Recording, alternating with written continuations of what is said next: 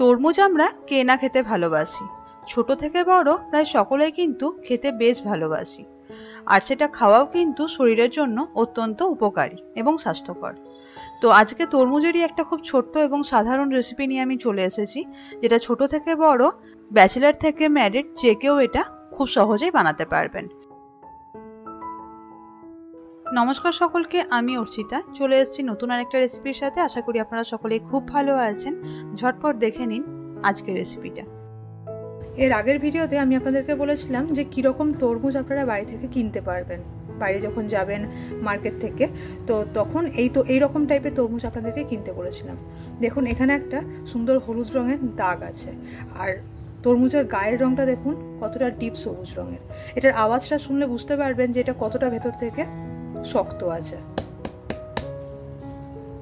এই ধরনের তরমুজ আপনারা যখন বাজারে যাবেন তখন এইরকম দাগওয়ালা এবং এরকম লম্বাটে টাইপের তরমুজ কিনে আনবেন, যার ভেতরটা যেমন লাল টকটকে হবে সেরকম খেতেও খুব মিষ্টি হবে। তাহলে চলুন দেখে নেওয়া যাক আজকের তরমুজের রেসিপিটা। আমি আজকে আপনাদেরকে একটা নতুন তরমুজের শরবত বানিয়ে দেখাবো, যেটা আপনারা বাড়িতে খুব সহজেই বানাতে পারবেন। আজকের এই শরবতটা বানাতে কিন্তু পুদিনা পাতা লাগবে। তো তাই আমাদের বাড়ির ছাদে অনেকই পুদিনা পাতা হয়েছে, ভাবলাম এখান থেকে পুদিনা পাতাগুলো তুলে নিই। আর তরমুজের শরবতে পুদিনা পাতা যদি পড়ে তাহলে বুঝতেই পারছেন এটা ঠিক কতটা রিফ্রেশিং হবে।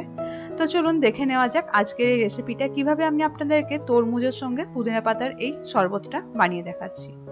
তো একটা গ্রাইন্ডারের মধ্যে নিয়ে নিলাম ওই কেটে নেওয়া তরমুজটা।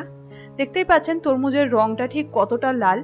যেমনটা এর আগেও বললাম, বাজারে থেকে কিন্তু আপনারা এরকমই লম্বাটে বা গোলাকার, তবে গাঢ় সবুজ রং এবং হলুদ রঙের ছোট্ট দাগওয়ালা এরকম তরমুজ কিনে নেবেন, তাহলে কিন্তু ভেতরটা এরকম লাল টকটকে হবে। তো গ্রাইন্ডারের মধ্যে কেটে নেওয়া তরমুজগুলো দিয়ে দিলাম। আমি এখানে গোটা তরমুজটা ব্যবহার করিনি, হাফ তরমুজটা কেটে নিয়েছি এরকম ছোট ছোট করে, আর তরমুজের মধ্যে বীজগুলো ছাড়িয়ে নিয়েছি। আর এখানে দিয়ে দিলাম 2 মুঠো পরিমাণে পুদিনা পাতা। পুদিনা পাতাগুলোকে খুব ভালোভাবে ধুয়ে পরিষ্কার করে নিয়েছি। আর দিয়ে দিলাম মোটামুটি 6 থেকে 7 টেবিল চামচ পরিমাণে টক দই, এবং দিয়ে দেবো 2 টেবিল চামচ পরিমাণে চিনি। এবারে এটাকে খুব ভালোভাবে গ্রাইন্ড করে নিলেই কিন্তু জুসটা তৈরি হয়ে যাবে। দেখতেই পাচ্ছেন, যেহেতু এখানে দই দিয়েছি তার জন্য কিন্তু লাল টকটকে রংটা আসেনি। দই এবং লাল রঙের শরবতের সঙ্গে মিশে একটা অরেঞ্জ কালার এসছে। তো এবারে এটাকে একটা কাচের জারের মধ্যে দিয়ে নেব, এবং এর সঙ্গে কিছু সিক্রেট মশলা দেবো, যাতে টেস্টটা কিন্তু আরেকটু এনহ্যান্স করবে। আশা করছি আপনারা বুঝতেই পারছেন এটা ঠিক বানানো কতটা সোজা। দিয়ে দেব 1 টেবিল চামচ পরিমাণে চাট মশলা, আর দিয়ে দেব 1 টেবিল চামচ পরিমাণে আমচুর পাউডার।